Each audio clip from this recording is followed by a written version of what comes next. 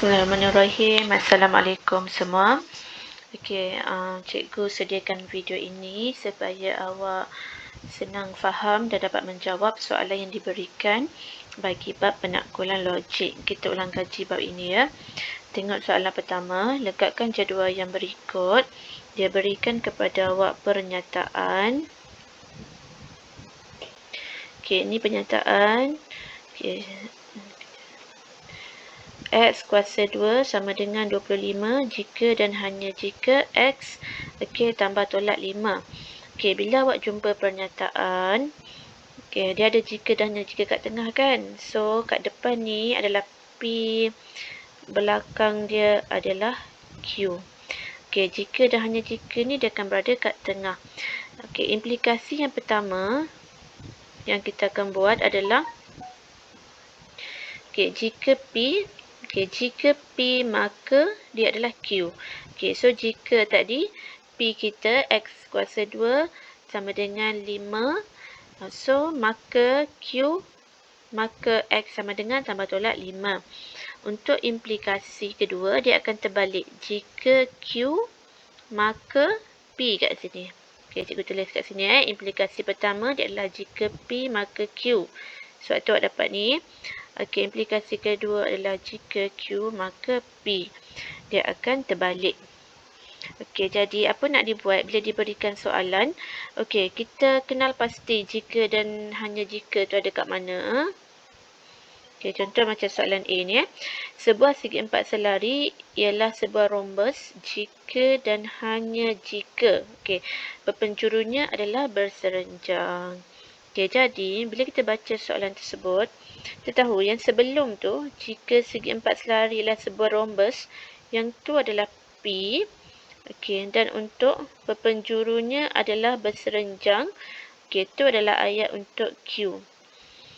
So implikasi pertama, tulis jika, ambil yang P. Sebuah segi empat selari ialah rhombus. Sambung dengan maka, ambil Q pula. Maka berpenjurunya adalah berserenjang.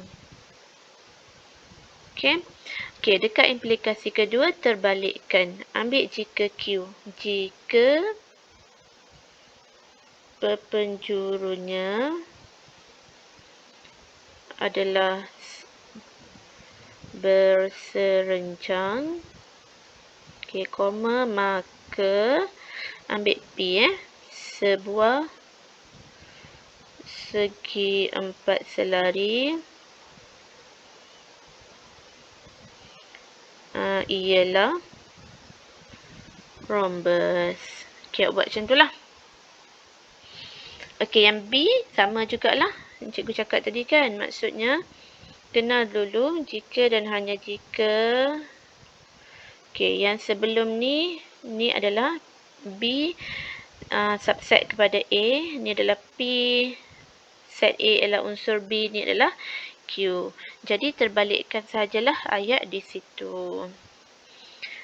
Untuk soalan C. Jika theta ialah sudut tirus, maka theta berada di antara 0 dan 90. Kalau cikgu highlight jika dan maka, so kita tahu sini adalah P, sini adalah Q. So daripada dua implikasi, kita boleh buat satu pernyataan. P jika dan hanya jika Q. So kalau P, jawapan kita theta ialah sudut tirus. Jika dan hanya jika Q theta berada di antara 0 dan 90. Macam tu sahaja. Kenal pasti mana P, mana Q. Macam soalan D. Okey, sini jika, sini maka kan. Jadi, okey, sini sisi sebuah segitiga adalah sama panjang. Ni adalah P. Okey, so sudut perlamannya adalah sama. Ni adalah Q.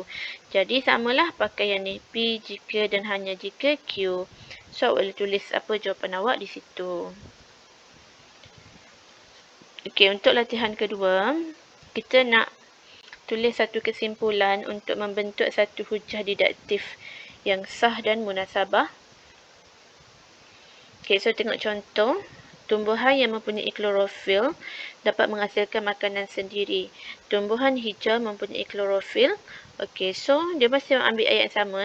Tumbuhan hijau mempunyai klorofil. Jadi, tumbuhan hijau dapat menghasilkan makanan sendiri. Kalau awak ingat, hujah didaktif ni dia ada 3 bentuk. Okey, yang ni adalah bentuk pertama lah. Yang mana premis satu dia, semua A ialah B, C ialah A, so C ialah B.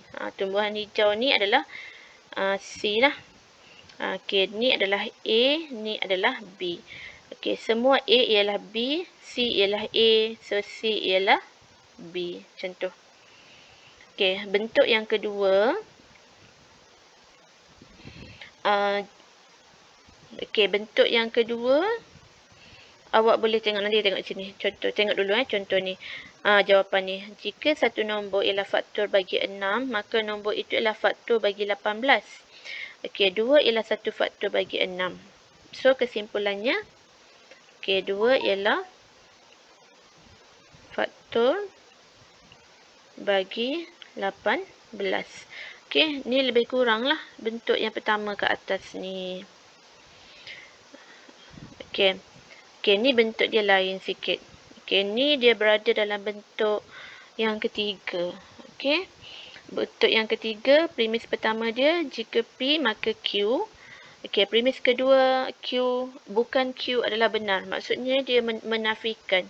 Macam yang ni kan dia ada tak sama kan. Sedangkan Q ni sama asal. Tapi dia guna tak sama kat sini. Maksudnya dia guna bukan Q. Jadi dalam kesimpulan, awak kena tulis bukan P lah. Kalau P dia Y sama dengan 5. Bukan P adalah Y tak sama dengan 5. Okey, tengok yang C. X kuasa 2 sama dengan 64. 8 sama dengan X. So, kesimpulan dia, kita pergi balik kepada situ lah. 8 kuasa 2 sama dengan 64. Okey, kita nak bentuk satu kesimpulan induktif. Induktif yang kuat. Kalau tengok contoh kat sini, bila nak jawab soalan macam ni, okey, tak payah fokus kepada jawapan dia yang kat tepi. Sini tak payah tengok. Okey, yang sama dengan ni tak payah tengok. Tengok kepada nombor yang di other side tu. Lepas tu nombor yang berubah ni kan 1, 2, 3, 4 tu awak akan tukar dia menjadi N. So awak akan dapat 4N tambah 1. Okey. Yang mana N ambil nilai dia start dengan 1, 2, 3, 4. Lepas tu buat titik lah. Dot, dot, dot. Okey, kalau tengok contoh kat sini.